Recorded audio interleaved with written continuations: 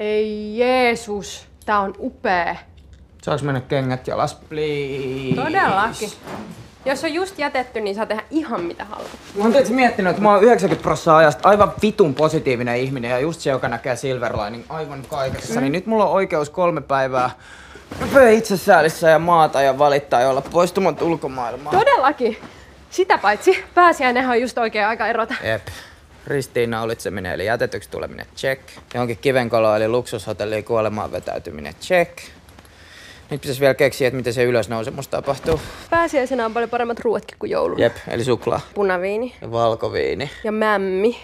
Vittu, tykkäät sä mämmistä? Todellakin tykkää. Eikö kaikki tykkää mämmistä? Eikö kaikki just ei tykkää mämmistä? Okei, no tästä me ollaan eri mieltä. Se ei haittaa, koska pääsiäinen on rauhanjuhla. Pääsiäinen on kärsimyksen juhla. Eikö pääsiäinen on rauhan ja kärsimyksen juhla? Amen.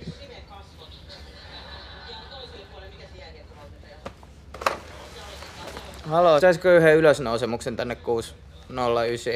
Ja sit me otettais kans tähän 609 24 päkki kolaa. Joo, ja 24 grammaa kolaa. Sori, me ei tarjolla pääsiäisen aikaan kolaa Mut ollenkaan. sit me otetaan mämmiä. Tulee heti kerman kanssa.